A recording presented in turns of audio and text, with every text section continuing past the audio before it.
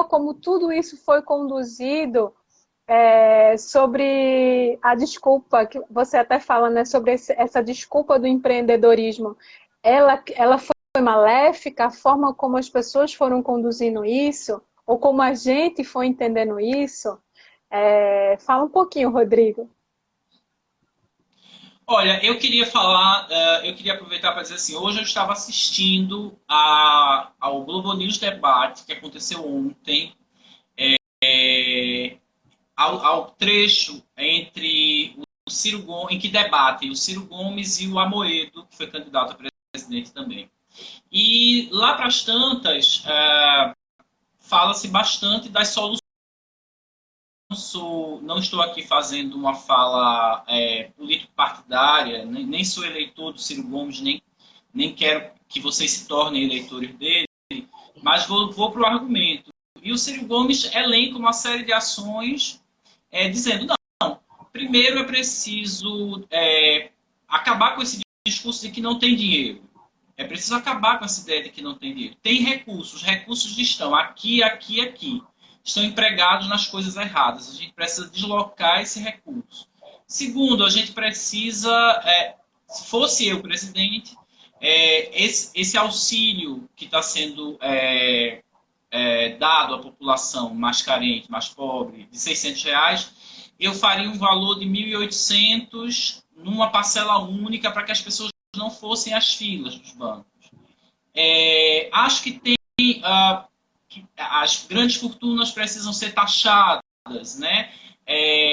Os bancos precisam ser taxados. Então, o resumo do argumento do Ciro Gomes era assim: é preciso tirar dinheiro, acabar com essa lógica de que o que onera o Estado é o servidor público, o que onera o Estado é o Bolsa Família. É preciso ter clareza para a gente saber de onde o Estado pode tirar recursos que não desses setores que são já muito vulneráveis e empobrecidos. Mas, apesar desse discurso, que era um discurso muito consistente, o Amoedo e os jornalistas da Globo News persistiam nessa lógica liberal de que o problema do Estado brasileiro é o funcionalismo público, que o salário do funcionário público deveria ser congelado por 3 meses, que não tem condições de você pagar integralmente um auxílio equivalente a 3 meses às pessoas, porque as pessoas gastariam de uma forma errada, né? E aí o Ciro insistia assim, bom, mas as pessoas que sabem as prioridades delas, né? O problema desse desembolso mensal, além do risco de vida de você ir para a fila do banco, está também num certo assédio que as instituições financeiras estão fazendo para que as pessoas usem esses recursos para pagar dívidas. Então, imagina que loucura, numa situação como essa, as pessoas estão sendo assediadas por instituições financeiras para usar esse recurso para pagar dívida. Gente, então, é um escândalo. Então, eu falei tudo isso para dizer assim, a lógica neoliberal, ela está de tal forma internalizada na nossa cultura, sabe? A ideia de um Estado mínimo. A ideia de um Estado mínimo é que levou a gente a essa crise na saúde. Está todo mundo vendo isso. O vírus tem esse poder de fazer a gente ver como essas ideias ultraliberais que entregam tudo para o mercado, elas nos fragilizam na hora de uma crise como essa, né? Então, no campo da cultura, aconteceu igualmente, né? No campo da cultura, há 20 anos, a gente vem ouvindo um discurso do empreendedorismo, né? A gente vem ouvindo o discurso da uberização. Antes de haver Uber, já havia o discurso da uberização do trabalho em cultura, né? Torne-se seu próprio empreendedor, torne-se seu próprio patrão, empreenda. Então, eu acho que, primeiro, é preciso a gente distinguir profissionalização de uberização. Eu acho que muito daquilo que a gente entendeu por profissionalização era uberização, né? É claro que com a sua documentação, é preciso que você compreenda a dinâmica do mercado financeiro, é preciso que você compreenda as dinâmicas do sistema em que nós estamos inseridos, né? A gente precisa dominar essas dinâmicas, mas a gente não pode sucumbir à lógica do mercado, sabe? A gente não pode, por exemplo, imaginar que as empresas, como acontece em vários instrumentos de transferência de recurso público, a gente não pode aceitar, por exemplo, que as empresas decidam em quem elas vão investir um dinheiro que é um dinheiro dos impostos. Então, esse formato do instrumento de transferência de recursos, ele ainda existe em muitos estados, em muitos municípios e no plano federal ainda persiste esse modelo. A empresa tem um recurso a repassar para o Estado em impostos, o Estado renuncia, né, a tal da renúncia fiscal, o Estado diz, não, aplica esse dinheiro na cultura e a empresa vai decidir em quem ela vai investir. Se aquele projeto é ok para ela, se aquele projeto está dentro das diretrizes. Então, é um escândalo esse modelo. E nós aceitamos isso ao longo dos anos, né? Nós aceitamos uma série de princípios do neoliberalismo dentro da cultura. E isso agora faz a gente ficar assim. Quem é empreendedor, na verdade, não tem nada. Não tem nada nesse momento, né?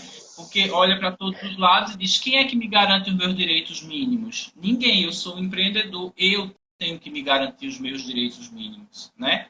Então era um pouco esse o meu ponto ao falar de economia da cultura, para a gente pensar sobre tudo isso nesse momento. Josivane Bezerros está mandando um beijo aqui para a gente, um abraço. Beijo, Josivan, para você. Eu vou abrir agora assim para perguntas. Se alguém aqui tem. A galera está falando um monte de coisa aqui. Eu vou abrir para ver se alguém tem alguma pergunta. Vou tentar acompanhar as perguntas, porque o negócio aqui está num ritmo alucinante, aqui subindo. Vou tentar acompanhar pelo menos umas 2 perguntas para a gente poder conversar um pouco mais e incluir a galera na conversa. Enquanto as pessoas fazem aí a pergunta, a Magda Raposo está dizendo assim, esse Rodrigo explica direitinho, né? Eu acho que é o lado professor aqui. É isso aí, lá do professor. Chegou uma pergunta uma pergunta antecipada antes de a gente começar, que era assim: o que você tem a dizer para os artistas que querem começar a utilizar as redes sociais como ferramenta de divulgação dos seus trabalhos? Gente, eu acho que vão em frente, façam, é isso. Eu acho que para mim, as redes sociais elas têm duas facetas. Uma de fato, elas têm muita potência de... Tem uma pergunta de Drica aí, registra aí, Manu, que eu acho que a gente pode responder ela daqui a pouco. Levaram uns 2 anos para retomar suas práticas. Como cuidar das escolas de teatro? Vamos chegar lá. Então, eu acho que as redes sociais elas têm essa potência de levar o trabalho, de ampliar o acesso, mas muitas vezes elas se tornam bolhas. Isso, para mim, é uma preocupação. Eu tive numa discussão em Petrolina, uns anos atrás, em que as pessoas falavam das redes sociais e, assim, não, porque as mídias tradicionais não divulgam teatro, então a gente usa as redes sociais, é maravilhoso. E eu concordava com isso. Só que o meu ponto era assim, bom, mas ao usar as redes sociais do seu grupo, você atinge que público? Né? E aí ficou um desconforto, porque o meu ponto era assim, a gente precisa de um trabalho de conscientização, um trabalho político, eu sei que é muito difícil, mas um trabalho político que a mídia tradicional, hegemônica, ela não deixa de ser concessão pública, né? A gente sabe que ela está toda impregnada por interesses de mercado, mas elas são concessões públicas. E a gente simplesmente deixou para lá que as mídias tradicionais não nos divulgassem e a gente migrou para as redes sociais e eu vejo muita bolha. Né? E aí, lá para as tantas no debate, eu ouvi uma loucura de alguém que dizia assim, mas eu não me interesso por qualquer público. E eu dizia, bom, eu acho que é um pouco essa lógica aí que faz a gente ficar na bolha. Porque a ideia é assim, bom, se a minha divulgação ela é massiva, ela vai atingir públicos que não me interessam. Que loucura é essa, gente? todo o público me interessa, entendeu? O que eu acho que a gente tem que fazer é qualificar o nosso público, entendeu? Então, as redes sociais são uma potência, mas muitas vezes eu acho que elas deixam a gente na bolha, elas deixam a gente na bolha, divulgando nossos trabalhos para as mesmas pessoas que já nos conhecem, que já são iniciadas na linguagem do teatro, por exemplo, entende?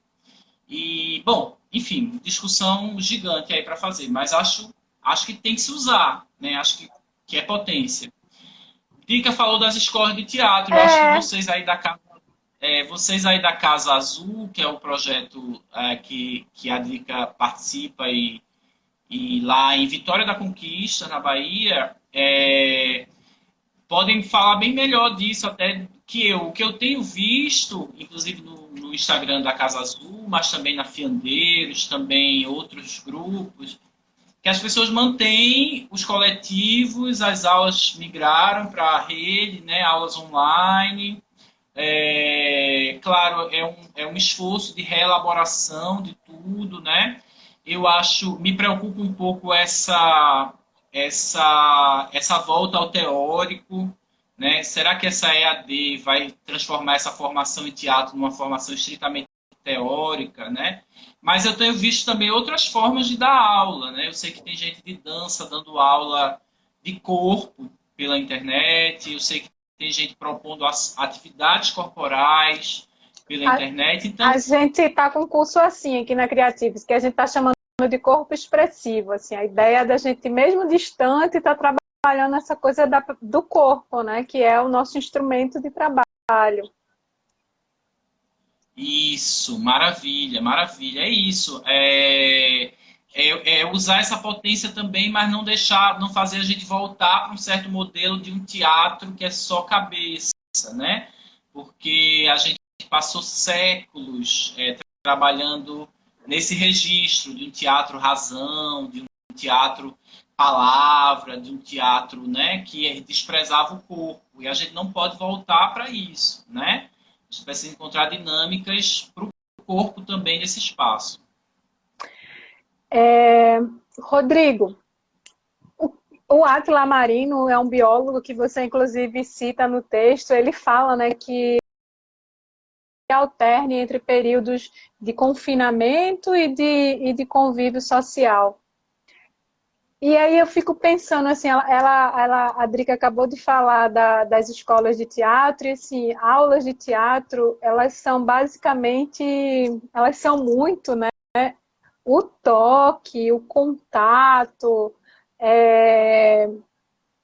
essa relação corpo a corpo, né? Como é que a gente vai conseguir passar tanto tempo sem isso? O que vai ser esse teatro dos próximos 2 anos, Rodrigo? O que vai ser esse teatro do futuro próximo? Olha, que difícil. Eu fico pensando nos meus alunos da UFPE e como esse toque, né? Esse toque, essa vivência coletiva, né? Teatro é coletividade, né? É estar junto, é corpo.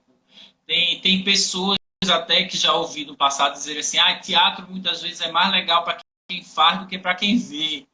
Eu não sei se eu concordo 100% com isso, mas sei que teatro é tribo, né? Teatro é tribo, teatro é, né? É isso. Rapaz, eu não faço ideia, assim, porque me parece que... Hoje eu estava pensando assim, a gente não está com medo do outro. Isso eu acho que é uma coisa importante. O medo não é do outro, o medo é da doença, né? Eu acho que a gente não pode transformar o outro na doença. Isso aconteceu muito, por exemplo, no período da epidemia da AIDS, né? Lá atrás, quando a coisa era muito grave, muito séria, ainda não havia tratamento e tal, então as pessoas se tornavam a doença. Então você olhava para uma pessoa que era soropositiva ou que já tinha desenvolvido AIDS e você só via a doença, né? Eu acho que a gente precisa primeiro não cair nessa armadilha, né? A gente está com medo da doença, mas a gente não está com medo das pessoas. As pessoas carregam a doença, podem carregar a doença, né? Mas eu acho que a gente vai aprender a lidar, a gerir essa doença. Eu acho que a questão agora é a questão de gestão. Como é que a gente aprende a gerir esse contato, essa troca? Como é que a gente aprende a se aproximar das pessoas sem medo, né? Sem medo, né? Então, acho que é um lance de seguir os protocolos, né? E entendendo esses limites, assim, né? Eu sei que até aqui eu posso ir, né? Mas não posso ultrapassar essa fronteira, mas eu vou até aqui. Claro que agora a gente está com medo, agora é o medo que nos guia, né? Então a gente não quer nem chegar até aqui, né? A gente tá assim, não, eu não vou no limite, não. Eu quero ficar muito longe do limite, né? Mas a gente está vendo nos países que estão em estágios mais avançados, digamos assim, de gestão dessa crise. Então começa, por exemplo, acho que na Escócia, não me lembro mais onde. Daqui a algumas semanas, grupos de 4 pessoas vão poder se encontrar no espaço público para tomar uma cerveja e para conversar, sei lá. Mas com uma determinada distância, com máscara, né? Daqui a um mês, os restaurantes vão poder ser reabertos com distância tal entre as mesas. Então, tem um plano de desconfinamento aí que vai dando para a gente um horizonte de como vão ser esses protocolos. Protocolos, inclusive, de aproximação entre os corpos, de limite entre os corpos, né? E a gente do teatro vai ter que lidar com isso, entendeu? Vai ter que lidar com isso. Eu fico me lembrando de uma preparadora vocal muito conhecida no Brasil, que é a Glorinha Voigt-Miller. E a Glorinha, lá atrás, eu ouço o depoimento de Sérgio Brito, um grande ator nosso, da geração de ouro do teatro brasileiro, da Fernanda Montenegro e tal. E o Sérgio dizia assim, a Glorinha foi ver uma peça minha, e no final, quando eles se conheceram, né? E no final ela entrou no camarim e me disse assim, você está com problema vocal em cena. E aí o Sérgio, ela disse, o problema é que você não olha para os seus colegas de cena. E aí o Sérgio Brito foi encafifado com isso para casa, assim, como é que meu problema vocal está no olhar, né? Como assim eu não olho para os meus colegas de cena e isso é que gera o meu problema vocal? E a Glorinha Voigt-Miller era alguém que trabalhava com fono, audiologia e com cegos. E uma das técnicas dela, uma das bases da técnica dela era que a projeção vocal, a emissão vocal, ela dependia da troca de olhar. E isso ela tinha aprendido com os cegos, né? Ela tinha aprendido que boa parte da dificuldade de comunicação entre os cegos vinha da falta da visão. E ela geria com eles isso. Bom, fiz toda essa digressão para dizer assim, eu acho que tem o olhar, né? O olhar é uma das ferramentas mais expressivas do teatro e eu acho que ele pode ser, por exemplo, um caminho para essa reaproximação dos corpos na cena, para essa reaproximação do treinamento, sabe? A gente tem formas e formas de fazer isso sem precisar estar se pegando, né, minha gente? Menos pegação e mais olhar no futuro do teatro. Hã? Eu acho. Concordo, é por aí. Líder da Matilha está dizendo que a Átila vai estar gentil falando um pouco sobre essa coisa do confinamento obrigatório. Então, quem quiser assistir o Átila é um biólogo que está aí na mídia, nas redes, porque ele tem falado muito sobre essa coisa do coronavírus. Ah, não, ele quer... Líder da Matilha também quer pegação. Calma, líder da Matilha. Gente, se até o carnaval, a perspectiva é que não haja carnaval em 2021, quer dizer, a festa da pegação, então a gente de teatro, vamos se acalmar um pouco. Daqui a 2 anos, menos pegação nos próximos 2 anos. tá ferrado, né? Tá nada, Rô. A gente vai usar as outras ferramentas. A gente vai usar as outras ferramentas, como eu estava falando, olhar, voz, toda a energia que um corpo emana para o outro. Imagina um corpo cênico, o poder que um corpo cênico tem de presença, de emanar presença para o outro, sabe? Eu acho que a gente tem formas e formas de segurar a onda um pouquinho. Luiz Magalhães Verônica, líder da Matilha, também está dizendo aqui que na Bahia o carnaval ele já foi cancelado para 2021. Imagina, a Bahia que é igual Pernambuco, a terra do carnaval, né? E eu tô arrasado porque seria o primeiro carnaval que eu passaria na Bahia. Já estava tudo certo, tudo programado e foi cancelado. Realmente. A Rafaele Costa, que ela tem participado aqui da live, assim, mandando várias coisas. Ela está dizendo, agora vão ser novas formas de viver, né? Eu acho também, né? Acho que a gente vai começar a pensar em novos formatos de ser e de estar nesse mundo, né? Inclusive com potências mais colaborativas e solidárias. Assim, a gente está vendo também, e você menciona também no seu texto, essa coisa da colaboração, da solidariedade. Algumas pessoas bem pessimistas andam dizendo que depois disso tudo o capitalismo ele vai voltar com toda a força maléfica dele, mas outras pessoas também andam falando que depois de toda essa crise a gente vai ter novos olhares e a colaboração e a solidariedade vão estar inseridos nesse novo formato de vida. Queria que você comentasse um pouquinho sobre isso também. Eu acho que tem uma questão aí também que está gritando nesse momento, são as diferenças das formas de vida orientais e ocidentais, por exemplo, né? Eu cito lá no meu artigo Byung-Chul Han, um filósofo sul-coreano, que discute bastante no artigo dele, na reflexão dele, essa questão da individualidade, por exemplo, no Ocidente e no Oriente, né? E ele é um sul-coreano que mora na Alemanha e ele diz assim, olha, eu andando em Berlim de máscara, eu sou hostilizado, eu sou olhado com estranheza, eu sou maltratado antes do coronavírus, né? Isso acontecia. E aí ele diz assim, porque os ocidentais têm uma ideia de individualidade que passa pelo rosto, né? Pela imagem, da qual eles não querem abrir mão. E ele diz assim, e nós orientais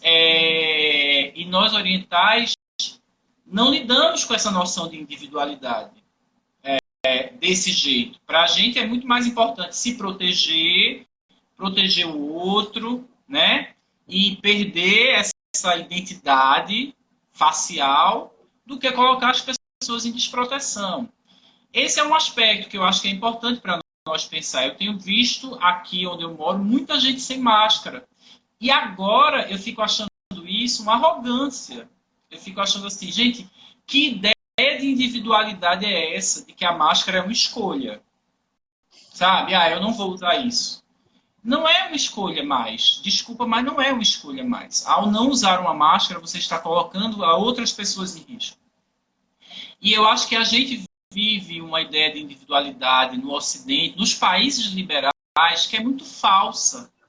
Porque a gente acha que, por exemplo, não usar uma máscara é uma grande prova da nossa liberdade, olha como nos países democráticos, ditos democráticos, nós somos livres. Eu não sou obrigado a usar uma máscara. Mas na hora de ir para o hospital, você não tem acesso a um respirador. Porque nesses países a saúde foi vendida para o mercado. Então você é muito livre para fazer determinadas coisas, né? Mas ao mesmo tempo você não tem acesso a direitos muito básicos, né? E em determinados países orientais essa lógica não é a mesma, né? O Estado vai te garantir uma série de direitos, né? Acesso à saúde, acesso à educação, você não vai ter que pagar para fazer uma sutura. Porque nos Estados Unidos os relatos são de que para você fazer uma sutura, você gasta assim, rios de dinheiro. No Brasil também, nos hospitais particulares, né? Você vai ter acesso a direitos básicos, mas você vai viver sob uma certa vigilância. Isso é verdade em alguns países do Oriente, né? Então, eu fico pensando que meio termo vai ser esse no qual nós vamos viver aqui no Brasil, né? Se essa crise vai nos ajudar a pensar, a ter uma outra ideia de individualidade. Olha, individualidade para mim é ter acesso à saúde.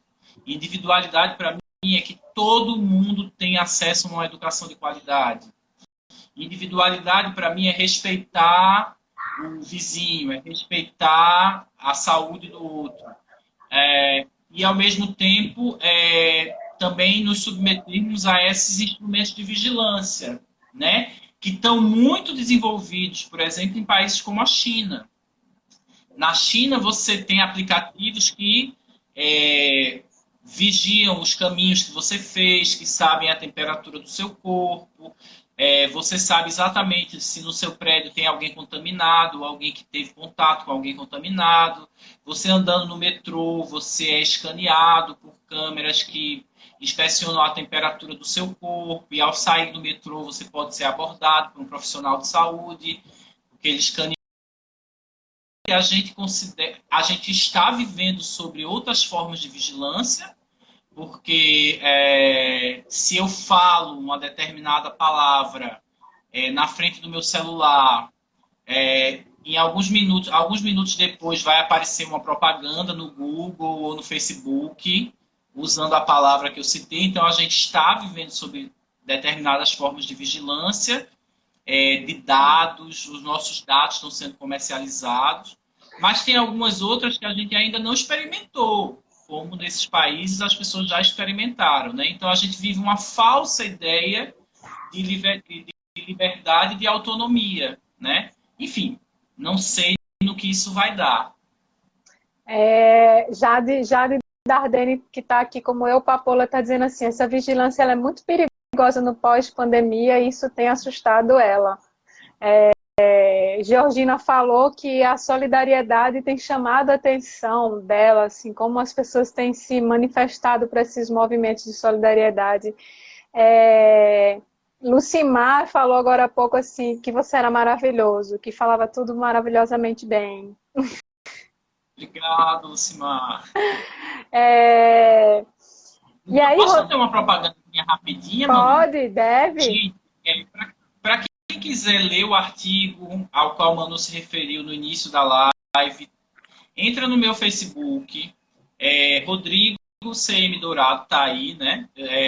Me segue lá e vai ser um prazer ter vocês no Facebook. E no link na bio, tem esse artigo está disponível para ser baixado. Então, clica lá, me segue e também segue o Teatro de Fronteira, o meu grupo, que felizmente, notícia boa, ganhou o edital do Itaú, Arte como Respiro, que foi um dos editais de emergência, né? Foi massa, um dos editais de emergência. A gente propôs uma ação chamada Queerantena, brincando com essa ideia de quarentena, e a gente vai disponibilizar 2 vídeos, enfim, é um projeto bonito e a gente foi contemplado. Então segue o Teatro de Fronteira para saber o que a gente está aprontando. Obrigado, Drica. E aí a gente já vai chegando aqui no final da nossa live para a gente, né, deixar as pessoas seguirem para o que elas querem assistir, a gente não perder a nossa audiência maravilhosa até o final. Queria já anunciar que no próximo domingo a gente vai ter mais uma live aqui na Creative-se e a gente vai estar com a Tânia Farias, do Oi Nós Aqui Travês, e ela vai estar falando um pouco sobre esses movimentos que a gente tem visto de solidariedade. Ela vai falar um pouco sobre o próprio Oi Nós Aqui Travês, que está com a campanha. O Oi Nós, que é um grupo que tem tradição no país, né? Já tem quase 42 anos, e também está nesse momento de crise. A Tânia é uma pessoa de militância politizada, que todo mundo conhece ela, e ela vai estar aqui no próximo domingo, às 19 horas, conversando com a gente sobre essas questões bem atuais. Magda está terminando. Hanna está dizendo, Dourado, que delícia esse reencontro com suas aulas. Saudade. Botou um coraçãozinho lá. Coração, um beijo, Hanna. Um beijo, Ricardo Maciel, que é do Fronteira, que está aí também acompanhando a gente. Um beijo, Caio. Nossa, muita gente linda.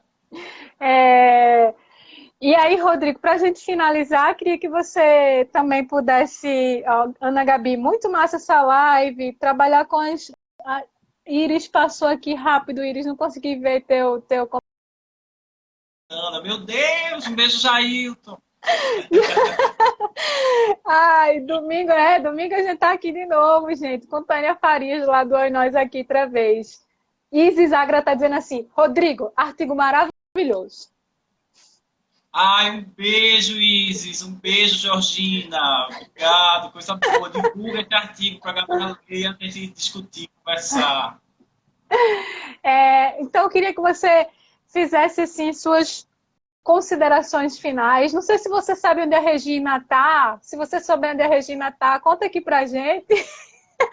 Que talvez ela possa vir aqui fazer uma live aqui na Criativa, se falar um pouco sobre o que é que a Secretaria de Cultura anda fazendo. Um beijo, Rafael. Gente, ninguém sabe onde a Regina tá. Tem uma campanha gigante acontecendo aí. Cadê Regina, que é a secretária de Cultura? E os artistas estão precisando que ela libere recursos ou que ela pense uma política pública para esse momento, né? E, sobretudo, o Plano Nacional de Cultura, que tem recursos e está tudo parado porque não tem uma política pública, nem tem uma política pública em cultura, muito menos para esse momento, né? Uma política emergencial. Então, isso é muito preocupante, né? Então, mobilizem-se. Tem vários movimentos aí articulados para expor essa situação de negligência da Secretaria de Cultura do governo federal em face dessa crise. Manu, eu quero agradecer, dizer que a discussão está aberta, continua. Eu sou só agradecimento diante dessa multiplicação de possibilidades para o teatro nesse momento. Tanta criatividade, tanta coisa interessante surgindo, tanta ideia circulando, né? Eu acho que é um privilégio poder estar saudável e acompanhar tudo isso que está acontecendo. Eu peço para as pessoas continuarem com cuidado, disciplina rígida, para a gente poder se manter saudável e desejo saúde para todo mundo. E lembro que, antes de mais nada, vou usar uma frase que remete a uma outra reflexão de um outro pesquisador, mas que eu acho bonita, é assim: antes de mais nada, a gente precisa sobreviver. Então, vamos sobreviver, que a gente sobrevivendo vai ter muito teatro, vai ter muita coisa acontecendo. Então, saúde para nós. Então, a gente aqui da Creative se agradece. Para quem não conhece, a Creative é uma recém-nascida produtora cultural. A gente tem um trabalho já de um tempo com a galera da maturidade. A gente já faz um trabalho de acesso a essas pessoas ao teatro. E aí, a partir do começo desse ano, a gente abriu um pouco o leque do nosso trabalho, porque a ideia da gente agora é tentar pensar estratégias de acesso do teatro com todo e para todos. E a gente está com esse movimento também digital, com as nossas lives, que hoje foi a primeira. Queria agradecer muito ao Rodrigo por ter essa gentileza de estar aqui com a gente na nossa primeira live. A gente está com 2 cursos online, que é um curso de História do Teatro e um curso de Corpo Expressivo. E a gente está com a série que está acontecendo no Instagram. Toda segunda e sexta tem um episódio novo, no qual várias pessoas do nosso circuito falam o que é teatro para elas. E assim, eu tenho ficado muito emocionada com os depoimentos que estão aparecendo lá. São depoimentos lindos e que a gente vê que o teatro, ele também está no nosso cotidiano mais do que a gente imagina.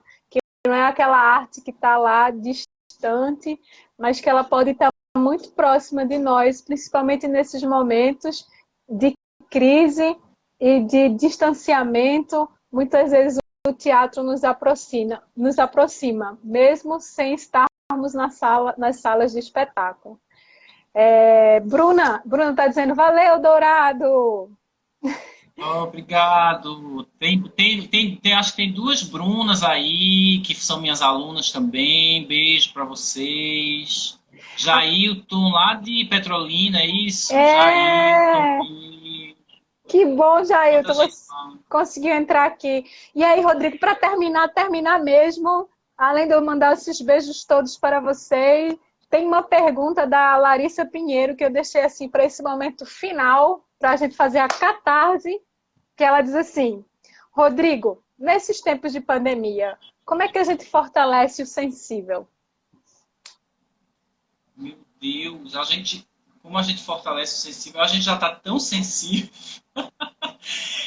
O teatro é medicinal, gente. O teatro na Grécia era construído não só aos pés das montanhas, mas próximo aos hospitais.